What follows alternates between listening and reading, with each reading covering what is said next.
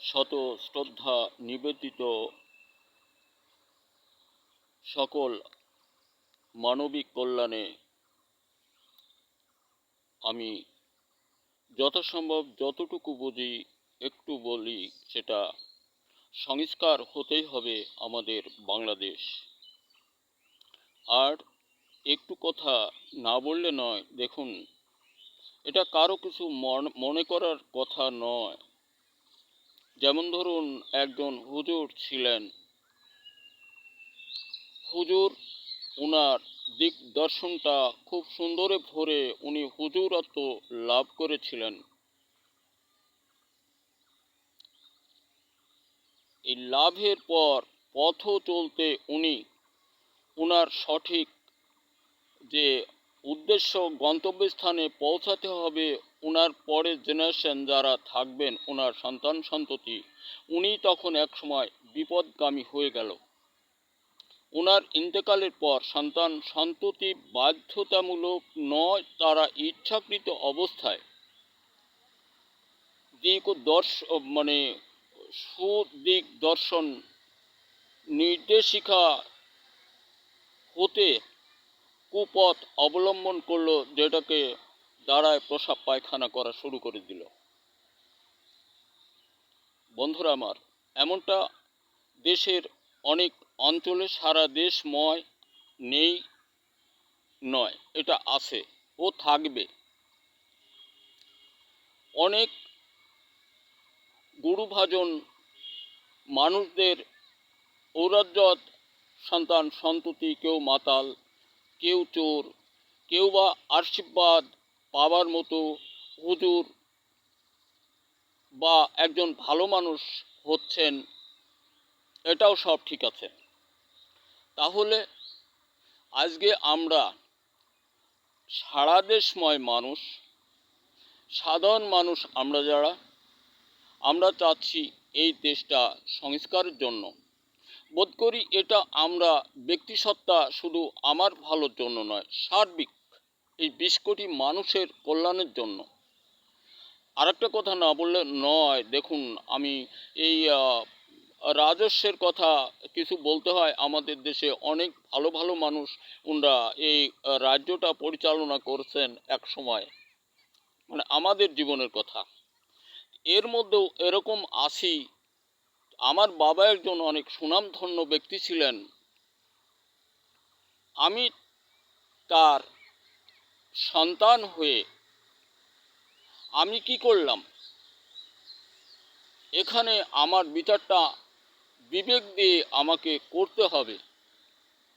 এবং আমি অসম্মান সূচক আচরণ করছি, জ্ঞানবান, বুদ্ধিমান, বিশ্বব্যাপী শ্রদ্ধাশীল, শ্রদ্ধাভাজিত মানুষটার এন্ট্রিতে এটা শুধুমাত্র অবজ্ঞা ভরা একটা বিষয় বলে আমার কাছে ধারণা। বোধ করি এদের জীবনের লেখাপড়ার মধ্যে, বিদ্যা অর্জনের মধ্যে চরম চরম ভুল আছে। ভুলগুলি ইদানিং তো দেখা গেল এদেশে সার্টিফিকেট, লেখাপড়া পাশ ফেলের জন্য সার্টিফিকেট কিনা বেচা, এ জাতীয় সার্টিফিকেট ধারী এরা, যে কারণে সুজ্ঞানের অভাব আছে। একজন সম্মানীয় ব্যক্তিকে অসম্মান করা, এটা কোনো জ্ঞানবান মানুষের কথা নয়। এজন্য আমরা একটু ভাবি,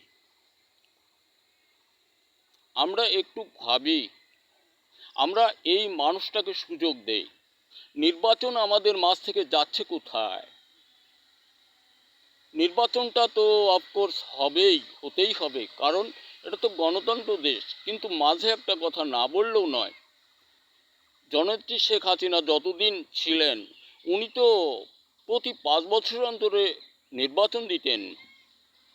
যে দলটা এখন নির্বাচন চাচ্ছেন, আচ্ছা ওই দলটা বলুন, কেন আপনারা নির্বাচনে আসতেন না, নামতেন না? বলতে পারেন কি?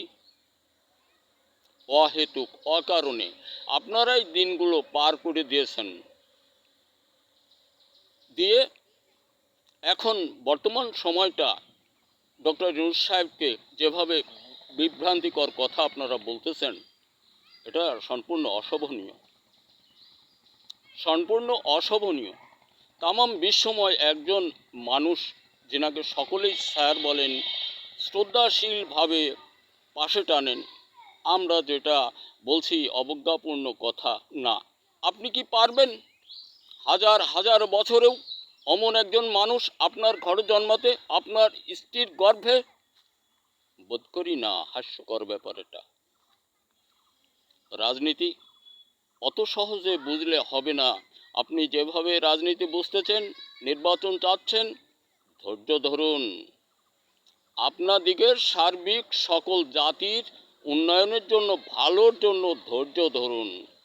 অত হালকা বুদ্ধি নিয়ে রাজনীতির মাঠে নামলে একেবারেই ভুল হবে। বিবেচনা শক্তি, স্মৃতি শক্তি, নিজের বুঝ মানে চেষ্টা শক্তি বৃদ্ধি করুন। হাঙ্গামা করলে মহা মহা মহা বিপদে পড়ে যাবেন। এজন্য তামাম দেশবাসী আমরা চাই সংস্কার। সংস্কার আমাদের জাতীয় ঐক্যবদ্ধ হওয়া উচিত। সংস্কার ছাড়া আসলে আমাদের দেশটার উন্নতি কোনোটাই হবে না। আপনার ডিম অন্যের বাড়ি মুরগির পেটের নিচে দিয়ে বাচ্চা বানাবার কি কোনো যুক্তি আছে? আপনি নিজেই ভাবুন, নিজেই বলুন। বোধ করি না। তাহলে কেন আমরা সে পথে হাঁটি? কেন হাঁটি? আমাদের বুঝ থাকার দরকার কতটা বছর আমরা হারাইছি, আর যেটা হারিয়ে গেছেই, ওখান তো আমাদের বুঝ ছিল না। এখন যেহেতু একটু বুঝতে পারতেছি, তাহলে সতর্ক হই। সমস্যাটা কোথায় আমাদের? আমাদের মধ্যে এতটুকু ধৈর্য নেই। রান্না হওয়ার আগেই ভাত ঢেলে নিলাম প্লেটে। না, খাওয়া যাবে না তো। এটা খাইতে গেলে মহা মহা বিপদ। এজন্য আমরা সকলেই ভালো হই, চেষ্টা পাই সংস্কারের জন্য। দেশের সকল ছেলেমেয়েরা, তোমরা সবই জানো, রাজনীতির ছক বা জীবনের ইতিহাস যে যা দেখছো, এটা কিন্তু অত্যন্ত বাস্তবতা, সকল জীবনের জন্যই রয়ে গেছে। এর মধ্যে বলি, স্বরচিত লেখার মতো গবেষণা দ্বারা তৈরি আবিষ্কার করে নিজেকে মজবুত করো, শক্ত করো। এইটাই। এটা চাকরি নিবা 30 লাখ 20 লাখ দিয়ে, আরে ও রাইফেলের মাথায় ওই টাকা বসে থাকে, ও আর আইনির অপেক্ষা করে না। বাবারে, তোরে 30 লাখ টাকা দিছি, এনজিও গাড়ির বার টাকা দি। ও তখন যারে পারে তারে বসায় টাকা মারে দিতে হবি, না তো বাবা মার ইজ্জত সম্মান থাকে না। এই জন্য দেশবাসী, এই দেশে নিয়োগে নিতে হলে এরপরে বিদেশি লোক যারা বাংলা বোঝে না, তাদের মাঝ দিয়ে নিয়োগ নিতে হবে। সাফ কথা একটা। এই সংস্কারের মধ্যে এটাও একটা সুন্দর কথা। ধন্যবাদ কৃষক বন্ধু। আমরা যেন যাই করি তাই করি, উৎপাদন হতে সরে না যাই। দেখা হতে পারে আরেকটা ভিডিওতে।